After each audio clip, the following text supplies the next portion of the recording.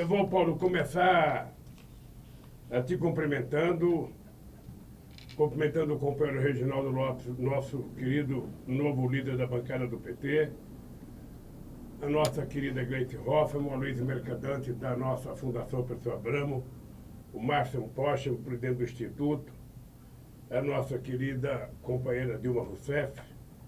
Quero cumprimentar os ex-ministros do governo Lula, do governo Dilma, que estão presentes, os deputados e as deputadas, senadores e as senadoras, e os convidados, os nossos companheiros que estão participando desse seminário Resistência, Travessia e Esperança. Eu confesso a vocês que eu me sinto um pouco prejudicado nessa fala aqui, porque eu não pude ouvir a abertura do Reginaldo, não pude ouvir o discurso do Paulo Rocha, e nós não conseguimos ouvir nenhum companheiro que falou, porque estávamos em outra reunião. E eu só pude ouvir um pouquinho a Gleice, mas ela também não tinha ouvido nenhum de vocês falando, então nós estamos aqui, uma fala de fora para dentro, sem muito bem saber o que vocês já falaram, o que já foi falado. Tanta gente importante já falaram aí que eu penso que eu vou ser redundante, eu vou aqui apenas repetir coisas que vocês já falaram. Mas eu queria dizer para os companheiros e as companheiras que nós vivemos um momento extremamente rico do ponto de vista político na história desse país. Um momento rico na política que é contraditório à pobreza do que nós estamos vivendo quando se trata de política sanitária, quando se trata de política de emprego, quando se trata de política social, de política de pagamento de salário. A gente vive uma contradição enorme, porque o povo está vivendo pior. O povo está com menos esperança, o povo está perdendo o direito de sonhar, porque as coisas estão ficando muito pesadas e muito duras, sobretudo para a população trabalhadora, para a população de classe média baixa, para a população que está desempregada, para a população que está em condições de rua, para a população que vive, sabe, de bico, de trabalho intermitente, ou chamado trabalhadores da carteira verde e amarela, que se prometia, sabe, mundos e fundos para essa classe trabalhadora. Então, por que o momento político é bom? É porque nós, desde o golpe da companheira Dilma, nós estávamos alertando que as coisas iriam piorar nesse país. E eles teimavam em mentir para a sociedade brasileira, dizendo que o PT e a Dilma tinham sido culpados de ter quebrado o Brasil. E criaram uma coisa chamada Ponte para o Futuro, que na verdade não era uma ponte, era um abismo. O que eles fizeram foi apenas cavar o buraco e não fizeram a ponte. Então nós ficamos sem futuro, porque a ponte não existia. O que existia era o buraco que eles cavaram, que fez a classe trabalhadora viver um dos piores momentos da sua história neste país. Além disso, eles conseguiram piorar a educação, piorar o investimento nas universidades, conseguiram acabar com os investimentos na ciência e tecnologia, conseguiram piorar o ProUni, o FIES, conseguiram avacalhar com o Enem, diminuindo de quase 16 para 3 milhões e 600 mil de jovens que participavam do Enem. Ou seja, além do que, a pandemia, e aí não é culpa só do governo, é culpa da pandemia, a gente tem hoje no Brasil uma sociedade mais distanciada, mais separada entre aqueles que puderam, porque tinham recurso de estudar adequadamente, mesmo na crise da pandemia, e aqueles que ficaram sem aula durante quase 2 anos, que estão mais atrasados do que aqueles que puderam estudar, porque na sua casa tinha uma estrutura de internet, tinha computador, tinha celular, tinha coisa moderna, porque pagava uma escola mais cara e tinha mais assistência educacional do que os filhos e as filhas dos milhões e milhões de brasileiros e brasileiras que ou estão desempregados ou estão trabalhando, mas que tinham os filhos nas escolas públicas, sabe, que passaram maior privações, porque os governadores, os prefeitos, os governantes que poderiam ter dado computador para que essa juventude pudesse estudar, não deram. Eu lembro que em 2009 eu fui a Caetés, em Pernambuco, lançar um programa Computador para Todos. E por Deus do céu que eu pensava que todo mundo já tinha computador, mas não tem, porque parou o programa, Não sei qual a razão, mas o dado concreto é que nós vemos hoje uma separação maior entre as camadas que podem ter acesso a algumas coisas e a maioria do povo brasileiro que não pode ter acesso a nada e hoje nem pode ter acesso às calorias e às proteínas necessárias para a sobrevivência humana. Porque, segundo as informações que são publicadas nos jornais todo dia, além de 19 milhões de pessoas passando fome de verdade, nós temos praticamente 116 milhões de pessoas com algum problema, sabe, de insegurança alimentar.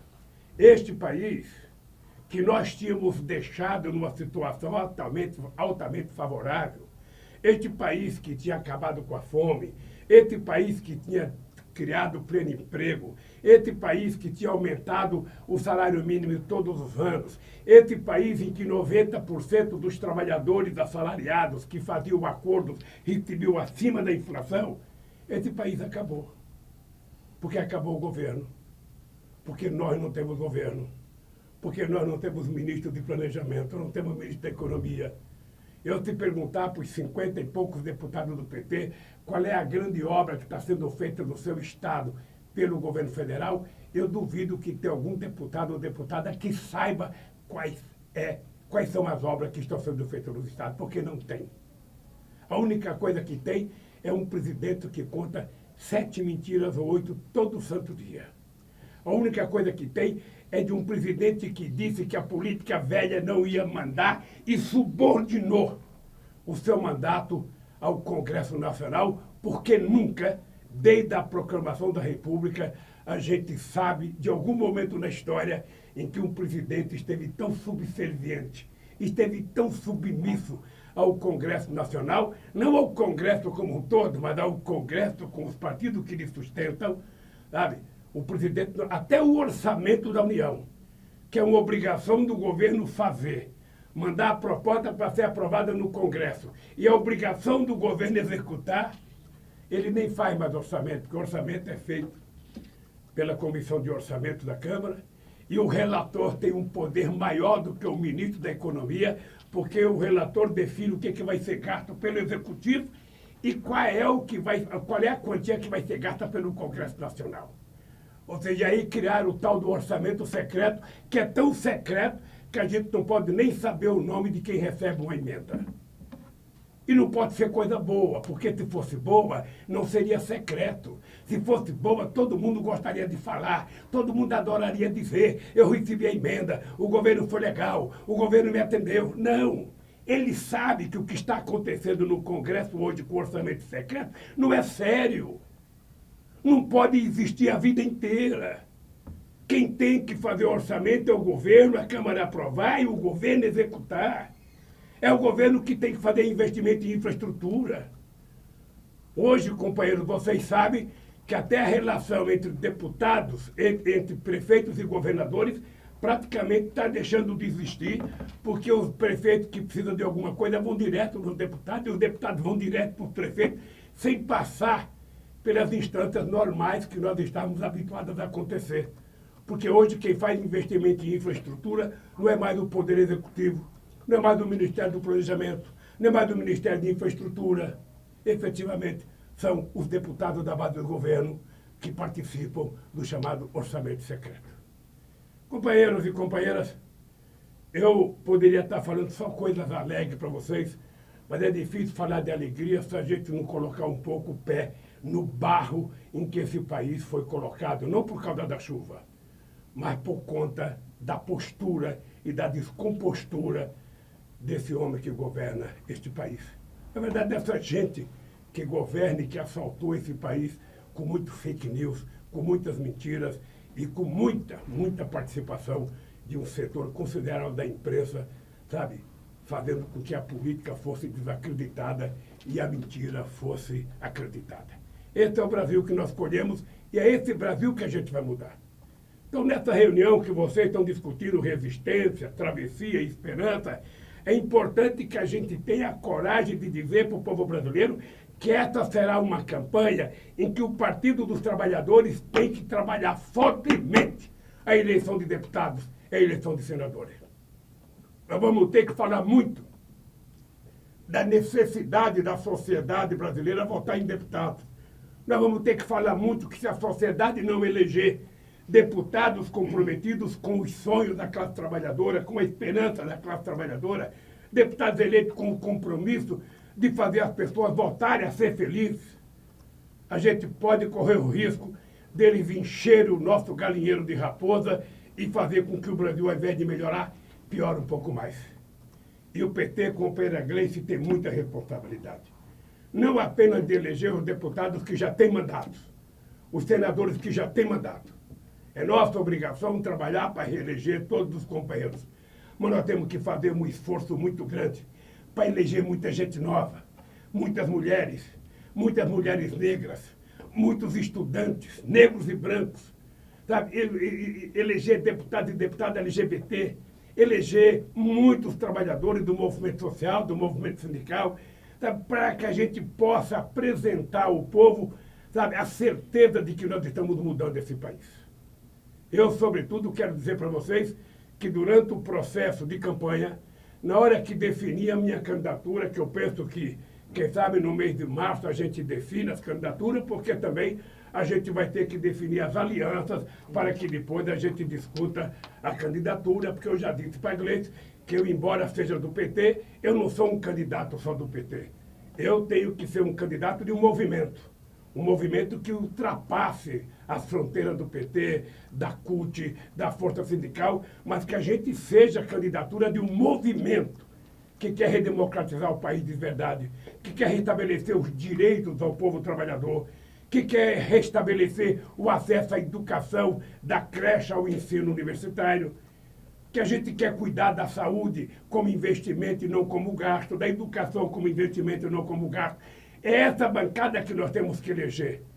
E aí precisamos construir o nosso discurso correto para convencer o povo brasileiro de que não basta eleger um presidente da República.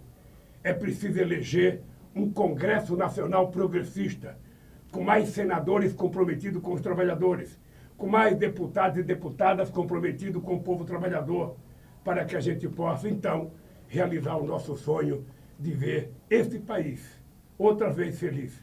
E eu digo sempre, as pessoas de vez em quando brincam comigo, esse país voltando. Quem é vegano vai comer o tipo de verdura que quiser, o tipo de salada que quiser, porque vai ter salada orgânica nesse país. Mas quem gosta de uma carnezinha, uma costelazinha assada, uma picanhazinha, um alcatre e uma cervejinha gelada também é um direito que nós temos que conquistar, porque é uma das coisas gostosas que eu faço na minha vida.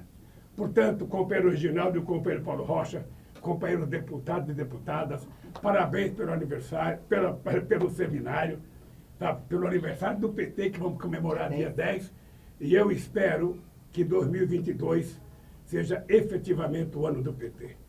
Nós fomos massacrados, nós fomos triturados. Vocês sabem que numa luta, numa caminhada, nem todo mundo consegue chegar ao final, sabe, do percurso. Numa escada de 10 degraus, tem gente que para no 9º, tem gente que para no 1º, tem gente que para no 2º. Nós conseguimos fazer essa travessia. Nós conseguimos fazer porque a gente tem uma causa, a gente tem uma motivação e a gente tem um objetivo. E o nosso objetivo não é o PT em si mesmo. O nosso objetivo é recuperar a soberania nacional. O nosso objetivo é recuperar a cidadania para que o povo brasileiro possa voltar a ser sujeito da história e não coadjuvante. Um abraço, gente, que Deus abençoe vocês e que a gente possa continuar fazendo outros seminários. Agora, eu vou lhe contar, Reginaldo e companheiro Paulo Rocha, menos seminário e mais campanha agora.